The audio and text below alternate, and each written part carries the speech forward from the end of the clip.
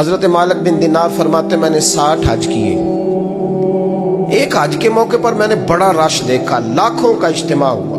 कहते लाखों का मजमा था तो मेरे दिल में ख्याल आया, मैंने कहा अल्लाह इतने लोग आए हैं, इनका हज कबूल भी हुआ है कि नहीं।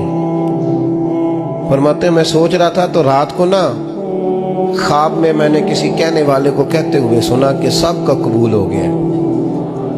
बल्ख का रहने वाला मोहम्मद बिन हारून बल्खी है, उसका हज कबूल नहीं हुआ।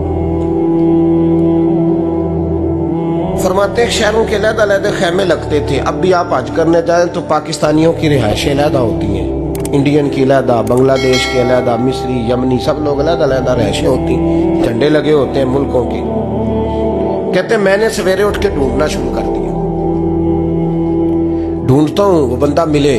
कहते जहां बल्ख शहर के लोग रहते थे वहां चला गया तो मैंने लोगों से पूछा तुम में मोहम्मद बिन हारून बल्खी कौन है। लोग कहने लगे वो तो बड़ा नेक आदमी है, परहेजगार है, बड़े भोले भाले, बड़े अल्लाह वाले, रियाज आपको बस हम ही जानते, वो तो बड़ा नेक है, परहेजगार आदमी। तो मैंने कहा अच्छा कहाँ है। उन्होंने कहा पहाड़ के पीछे उसने खैमा लगाया हुआ है, सारी रात इबादत करता है, सारा दिन रोजा रखता है, कायमुल लैल है, साइमुद दहर है। क्या बात। फरमाते मैं उन लोगों की बात सुन के हैरान हो गया कि मुझे क्या बताया गया, ये क्या कह रहे हैं। फरमाते मैं पहाड़ के पीछे गया। हजरत मालिक बिन दिनार अलैहिर्रहमा फरमाते हैं जब मैं वहां पहुंचा तो मैंने उस शख्स को मुसल्ले पे बैठे देखा। कसरत इबादत के आसार उसके वजूद पर नजर आ रहे थे, सीधा बाजू उसका कटा हुआ था। फरमाते 2 रकते मुकम्मल करके ना मैंने उसे अस्सलाम वालेकुम कहा तो मुझे कहने लगा वालेकुम सलाम, आप मालिक बिन दिनार हैं। मैंने कहा बड़ी इसकी फिरासत है। फरमाते फिर उसने ठंडी सांस ली, कहने लगा आपको ख्वाब आई होगी कि मेरा हज कबूल नहीं। फरमाते मुझ पर और बिजली गिरी कि क्या कह रहा। मैंने कहा यार लोग भी तेरी तारीफ कर रहे हैं और तेरी बसीरत भी बड़ी है, तो ये माजरा क्या है। कहने लगा आप ना पूछे। ये कह के उसने रोना शुरू किया, देर तक रोता रहा। मैंने कहा नहीं यार तू बता। कहने लगा नहीं आप ना पूछे, आप नाराज हो गए। मैंने कहा मैं नहीं होता, तू बोल ना। कहने लगा हुजूर 24 साल हो गए मुझे हज करते हुए, 24 साल, 24वां हज है मेरा, और हर साल कोई अल्लाह का वली आके बताता है कि जा चला जा तेरा कोई नहीं कबूल हुआ। बेपरवाही वेख सज्जन दी जिथे किसे दी पेश न जावे, उन्हें ताजा वाले दर दर रोले ते मंगते तख्त बिठावे। आजम किसे नु कारा मिलदा ही कोई काबे खाली आवे। कहते हैं उसने मुझे कहा हुजूर 24वां हज है, हर साल कोई बताता है। मैंने कहा तेरी गलती। कहने लगा मैं अपनी माँ का नाफरमान। मैंने कहा वाकया क्या हुआ। कहने लगा हजरत अल्लाह ने मुझे दौलत दी, माल दिया, जमीनें दी तो मैं अय्याश हो गया। इमाम मालिक बिन दिनार रहमतुल्लाह अलैह फरमाते हैं मुझसे कहने लगा पैसे आए तो मैं अय्याश हो गया। रमजान का महीना था, असर के बाद मेरी अम्मा इफ्तारी की तैयारी कर रही थी, मैं गया, मैंने कहा शराब पी हुई, अम्मा रोटी दे। तो अम्मा कहने लगी शर्म कर, शर्म कर, रोजा रखा नहीं तो जिन्होंने रखा है उनका तो ख्याल कर। कहते अम्मा की बात का मुझे गुस्सा लगा। मैं कहा करता हूं बदनसीब है वो बेटा जिसका बाप उससे बात करते हुए डरता है कि पता नहीं कहां से बोलेगा। बदनसीब नहीं वो बेटा जिसकी माँ उससे बात करते हुए सहम जाती है कि पता नहीं कौन सी बोली बोलेगा। बदनसीब नहीं कि माँ बाप भी जिससे खोल के बात ना कर सके।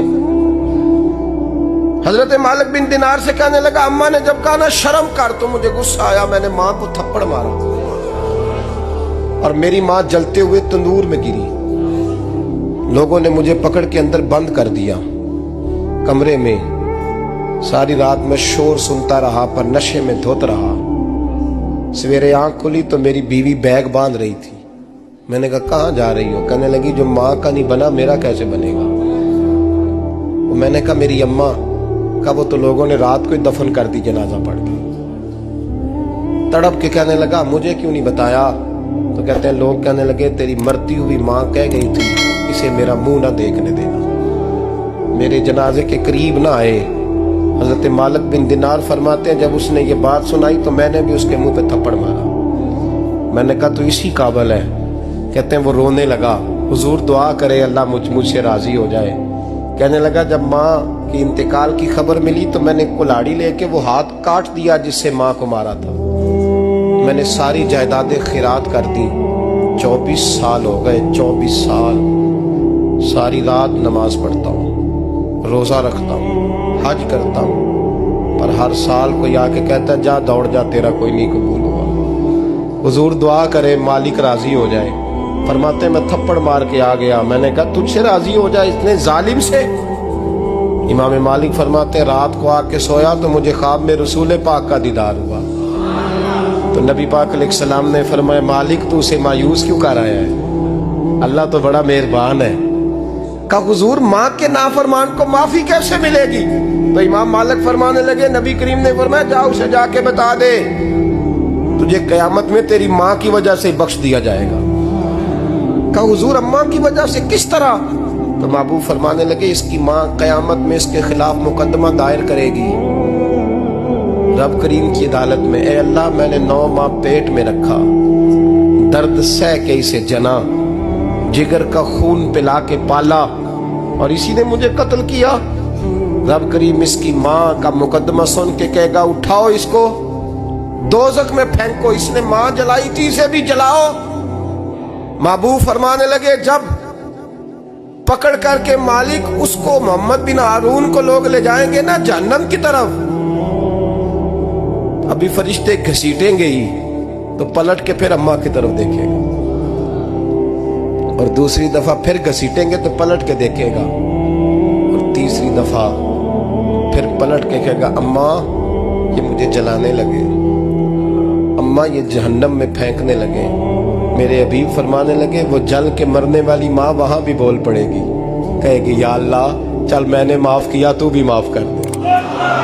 ऐ अल्लाह मैंने माफ किया तू भी माफ कर दे, अल्लाह तू माफ कर दे इसे।